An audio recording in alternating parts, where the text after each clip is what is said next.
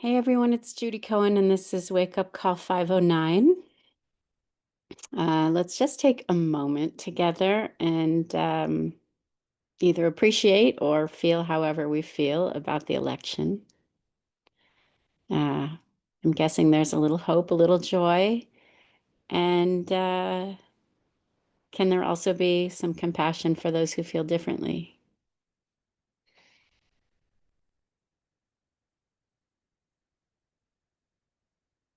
Okay, so we're looking at the Noble Eightfold Path, and we're on step two, wise mindfulness. How's my sound, by the way? Everybody okay?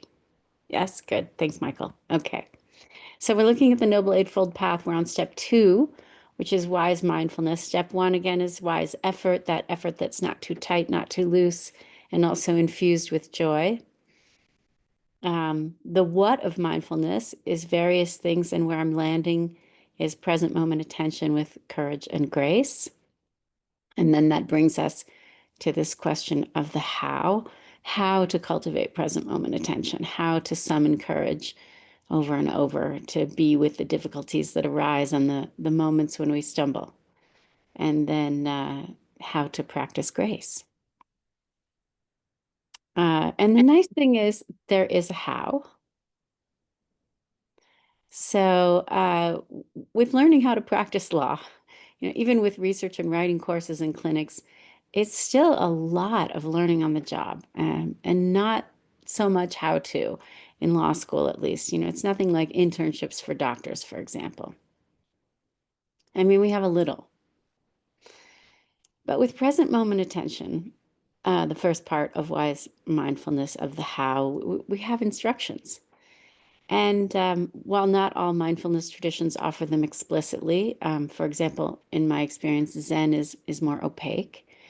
There are basic instructions or examples, at least, for how to practice. And as far as I'm aware, the most widely studied and practiced instructions are the Satipatthana Sutta, or the Sutta on the Four Foundations of Mindfulness. And so, working with these, we can learn to cultivate present moment attention by paying attention to four things: the body, the tone of each moment, the mind, and then the things that we encounter that either inhibit or support or offer frameworks for cultivating present moment attention and insight, which is the upshot of wise mindfulness. And I'll say more about that later. So each of the four foundations, for me anyway, it's a lifelong study and practice. I haven't mastered them. I know I won't master them in this lifetime any more than I'm going to master present moment attention as a whole. But that's what makes it so interesting, for one thing. Um, and also why it's so important to be joyful.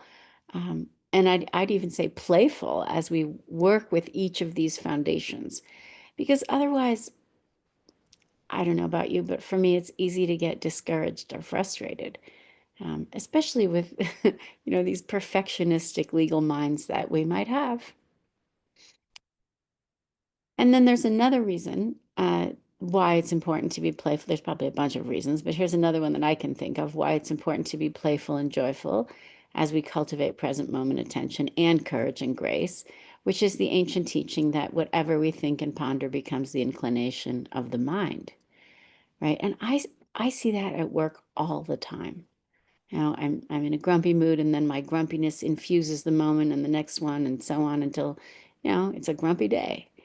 Or I'm feeling gratitude, and then gratitude flows into or even pervades my next encounter or my day.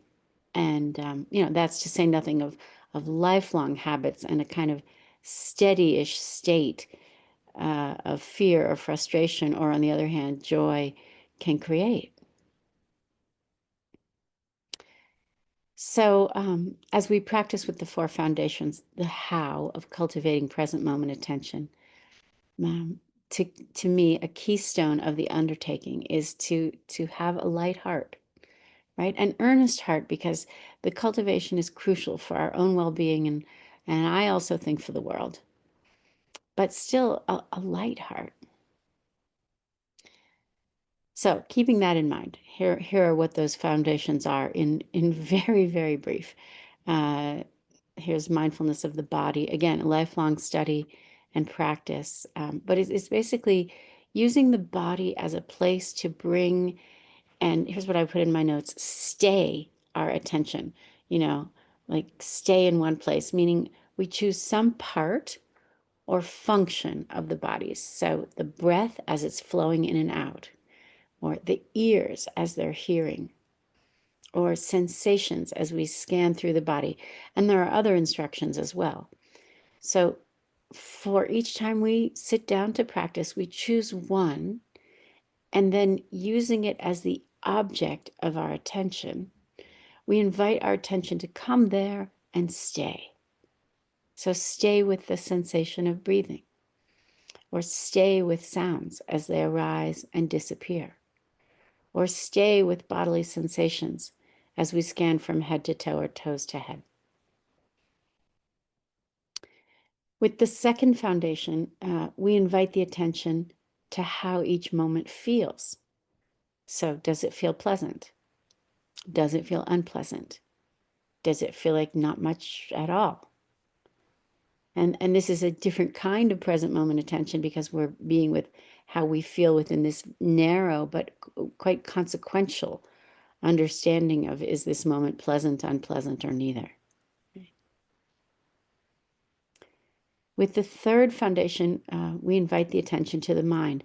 And it's not its contents so much, but simply whether thoughts or emotions are present, right? Watching thoughts and emotions as they arise and pass away. And then with the fourth foundation, we invite the attention to the qualities that support our practice, to the qualities that don't, and to various frameworks for cultivating insight, which again is what arises as we train the attention to come to and stay in the present moment. And again, I'll say more about that another time. Not so complicated, but also not easy, right? We live in a distracting world, to say the least, and then the mind is inherently distracted. So we train to come to and stay in the present moment, but the attention, the mind has other ideas, which is why we have to make it a point to spend some dedicated time every day in stillness, training the attention to come to the present moment and stay. You know, same as doing scales on a piano, same as hitting balls from a pitching machine, same as writing memo after IRAC memo, right? It's a skill which, like playing music or hitting balls or practicing law, it can also be lost if we stop practicing. Maybe not lost altogether. Maybe we have enough of it that there's a memory in the body, but the practice of it, or the reliability of it, I guess I would say.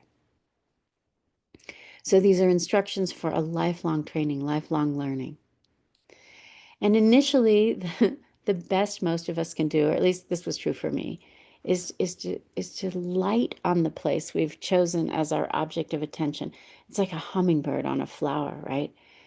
And it can feel that precarious too, like any wind, you know, a wind of distraction like a thought or emotion, or a wind in the environment like the news, or even regular old wind itself, um, will knock us off the present moment and into a story of some kind, some thought pattern, you know, something that argues for the headlines in the mind.